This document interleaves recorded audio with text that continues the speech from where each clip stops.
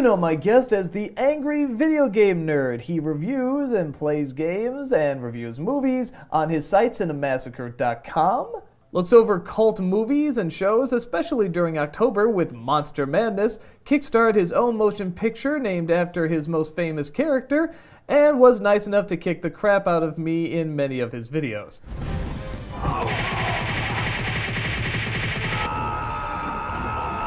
And I am still suffering from many of those bruises. Please welcome James Rolfe. How are you, sir? Pretty good. Not bad, Yeah. not bad. I am going to start with the number one question that I get all the time about you. Do we really hate each other?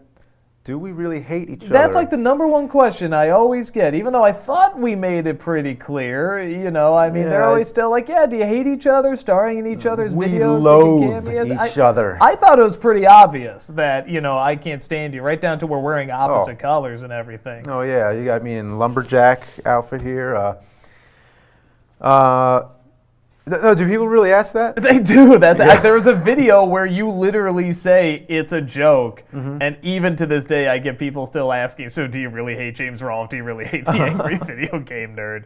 Well, that's hard to believe, but anyone would still think that. But actually, it's kind of like a compliment in a way that, you know, we're actors, you know, so it's like we did a good job. If people see it as like, you know, it was real, but I still find it pretty hard to believe that. I've had, because at times I think like, oh, they're just sort of, you know, if it's an email, it's like, oh, they're just being a jerk or something like that. But like I've had people at conventions like really ask me honestly. I'm like, no, we star in each other's videos. Do you think we just go to separate trailers or however it works? But I'm with you. When this feud started and we didn't announce that it was fake, like they were getting so angry. It's like, how dare you say these words about James Rolfe and the Nerd? And to me, that was just great. That's the greatest thing in the world when people, like you said, just get so invested. I could see it before when we were separate, when we were both in, you did a video and then I would do a video. But when we're both in the same room, like doing obvious choreography, it's like, okay, somebody has to put together this was planned. Yeah, it's kind of like the gag is up, now you get it, right?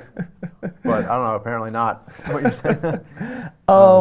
You started the Angry Video Game Nerd as kind of a vlog about Jekyll and Hyde. There were no game clips, nothing like that. It was just a short video talking about how much you hated it. Which was episode 2, which was the first time I appeared on screen in character.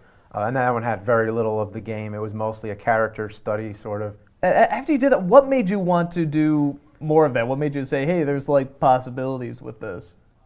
I didn't think there were any at that time. I thought it was what it was. I thought that was kind of the culmination of the character right there. It's his most hated game, and it's sort of just a guy coming to terms with his childhood and this game that he played while he was a kid.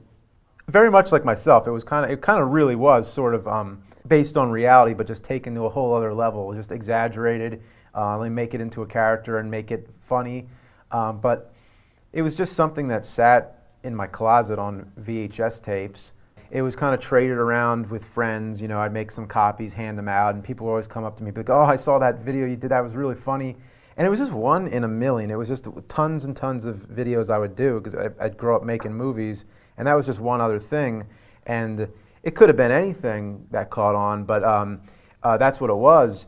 And it wasn't what I expected, but video games are so popular, and I underestimated how popular they really are, because I didn't think anybody else would remember those same games. But then when we started putting the videos on YouTube, then it became, had such a big response. And with each video, it became bigger and bigger and bigger. And then it was like, okay, well, this could keep going. There's plenty of NES games out there, so let's... Plenty of bad ones, definitely. Oh, yeah.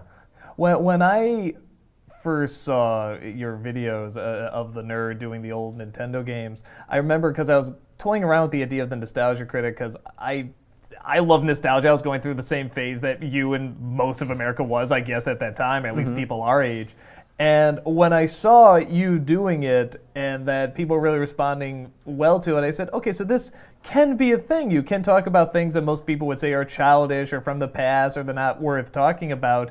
And you can actually make like a big deal of it, and you can make it entertaining, and there's an audience. What did you think when you saw people actually getting into stuff that many were saying was just childish and not important at the time?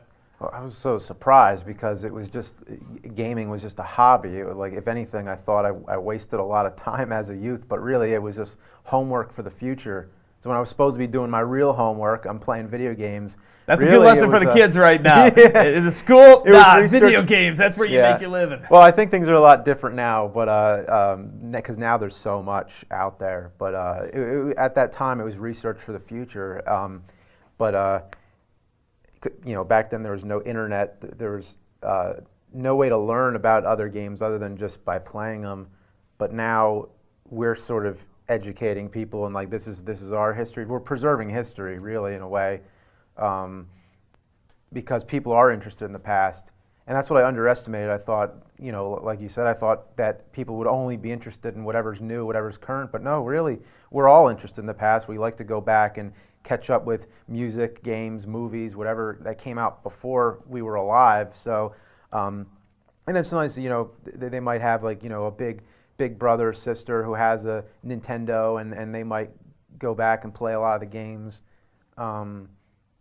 And it's not like they sell them anymore. They're all, everything's downloadable now, but you can't actually just buy a Nintendo console in the stores now. So it's kind of like we do own a piece of history if you still have that stuff from when you're a kid. So then it's kind of like I like, why not point a camera at it and talk about it and show it in a video? And it's like a show and tell, and you're giving a history lesson. Yeah, I think it's important to preserve pop culture history, and I had no idea people would be so interested in it, but they are. The character of the nerd is very different from you. He swears a lot, he's angry, and he screams and stuff, where you're a very nice person. What were the inspirations for that character? Who were you trying to channel in order to get that kind of vibe? Oh, I don't know. I'm glad I'm a nice person. No, actually, I'm acting right now. I'm really an asshole. You let yourself go in the videos, yeah. But no, I hear that all the time. Everybody always says, like, you're nothing like the character, which is true. Well, I'm glad I'm nothing like the character. But, I mean, I've had angry bosses before and stuff, so it's like I kind of just, like, take it from things I know or things I've experienced. The whole get-up is kind of like an 80s nerd, like the stereotypical nerd from Revenge of the Nerds and all those type of movies. A lot of it's just a combination of just real-life things, I guess. Just kind of throw them all together. Any particular no bosses you would want to name or anything like that, correct? Well, like actual names? No, probably not actual names. Get their names so we can go, Yeah. we can say thank you for being the biggest a-hole we've ever seen, because that gave birth to, our favorite a-hole. Yeah, like sometimes like the actual like things that, you'd say, like I had bosses that would scream and curse and everything, and like I'd be like, okay. And then that's kind of like where some of the, where the mannerisms come from, so. You did an Indiegogo for a movie based on the Angry Video Game Nerd. It took several years out of your life. It had big effects, many of them practical effects, and giant monsters and all sorts of craziness. It must have had a big toll on your life. I think most people could see that it has. Would you do it again if you had the opportunity? No, not like that. Well, that was an Indiegogo campaign, so like I had to finish it. I had no choice then, so I finished it. Took years, but had to get it right. Couldn't just release it without it being finished, obviously. But no, I would never do one like that again, because it's like that was just suicide. It was like, let's have a plane, let's have a tank, let's have robots, let's have zombies, let's have giant monster destroying buildings, let's have flying saucers, and let's have this and that. Every scene is in a different location, and you have to get all these locations and all these people and everything, and just every shot, like you watch the movie, every time you see a new shot, it's a new setup, new place, new time, new everything. The next movie would have to be a little more like simple. Like the next one's gonna have to be two people in a room talking. That'll It's be gonna be like easy. Saw or something. Like it's Yeah. just focusing on two guys like trying to get out of a room or something. Yeah, but no, not really. I just don't think it's gonna be as epic on that kind of scale, because that kind of thing just takes so long to make. And the thing is, like, I didn't like to restrict imagination. I just wanted to prove that it could be done. That you could be that far out there. You could be that wild with your imagination and then just go out and do it.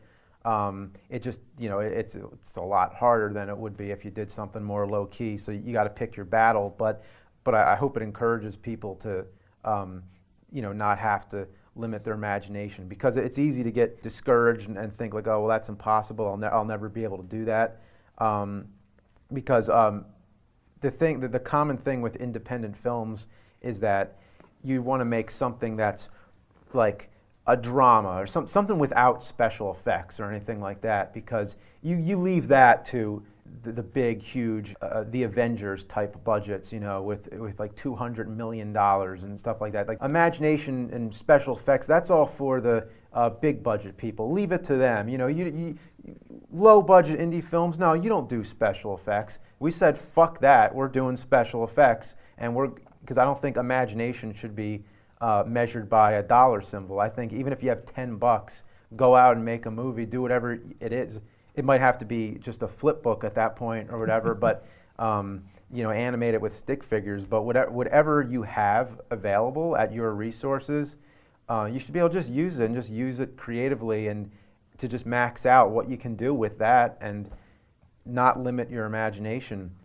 And also, I think it's funny when you see something and it's like on a string, things that are like made of plastic. To me, that's more tangible and it's more interesting than these like really detailed CG animations and everything. So I like to see things that are real. It was so weird. I never realized how desensitized I kind of got to how much CG there is. Yeah. I don't really have too much against CG. I think it's overused, but it's a fine tool. But there was something so strange when I see a giant monster like at Excalibur, and I know it's obviously a guy in a suit, it's obviously a model, but when he hits it, it's like I know that the physical hit, I'm actually going to feel that when it impacts because it's really there. Yeah. And where I can see like a CG Godzilla hitting a movie, I won't have as big a connection because I know it's CG, and I'm just so used to seeing that. So it was very interesting to see like actual physical destruction again. Yeah. It's somehow it actually feels more real even though it looks more fake. Yeah. And it's very, very stressful, because then a lot of those things we put a guy in this elaborate costume that takes like an hour to put on, and he's got these tentacles that come out and these wings, and there's people operating the wings with the strings, and people have poles on the tentacles. We have to remove the poles later in post. But then you'd have this building that's the size of him, and he's going to smash it, and you're going to get one take sometimes out of that. And if it goes wrong, if it doesn't break the way it's supposed to break, or something happens, then it's like it's over and you're done. So we're just so stressed out, but then once it happened, it was awesome. It was like, oh my God, we did that. But yeah, on the Blu-ray, it goes into more detail about how we did all that stuff, and really candid. It just shows like raw footage from like the behind the scenes stuff of us putting that all together. Yeah, it was just crazy. But I was like kicking myself up until the day when we were trying to shoot all that really elaborate stuff, because it got to the point where I was like, this is impossible, and nobody does like physical effects like this. Everything's in computer now, so it's hard to even find people to build that stuff for you. And my kid was about to be born at this time. So this was weeks before the birth. So it was like what one of my builders called it. He called it a brick wall deadline. It's when you have no choice, but this is it. If you don't get it now, you're not going to get it. So it was just up until that point, and I'm thinking, why the hell did I do this? This is so complicated, and this is so hard to do, and I'm just going to completely fail. But then it all happened, and it all came together at the last minute. It was like, yes, we did it. And then I remembered. Then I was like, now I remember why I did it in the first place, because it was so much fun, and it was so awesome when you actually did it and pulled it off. But everything leading up to that was like, oh fuck, how is this gonna work? Speaking of your kid, how is fatherhood? Oh, it's awesome. My kid is amazing. I have a daughter. She's almost 2 now, and she's really funny. What can you say? She's amazing.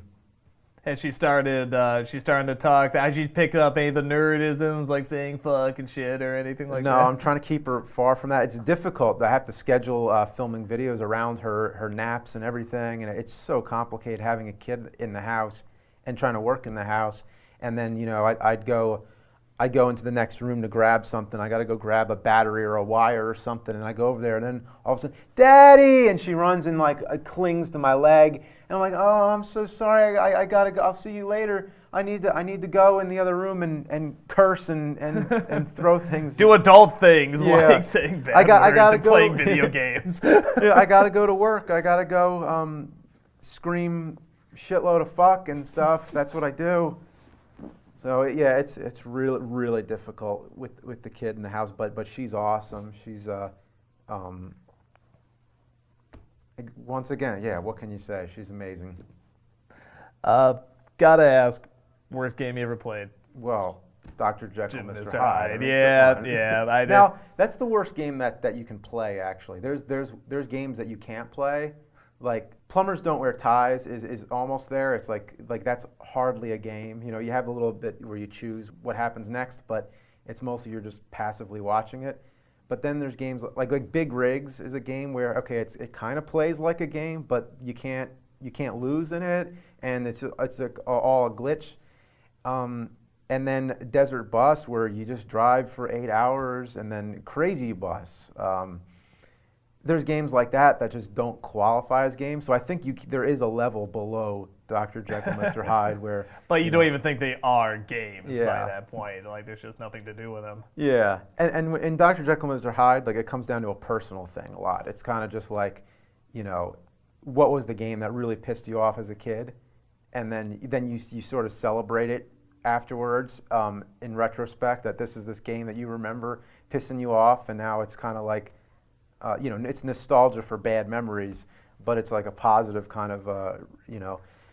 But like E.T., everybody says E.T. worst game of all time. It's not, you know. It's disappointingly not, I'd have to say. But at the same time, it's great to have that moniker. You want to have something to point to, say this is the worst game of all time, and with such a great story, which obviously had to be a movie. Like there's no way that would have sucked as just an episode. Like, oh, I'm going to review E.T. Like there isn't that much to complain about with it. I mean, it's bad, but it's not that bad.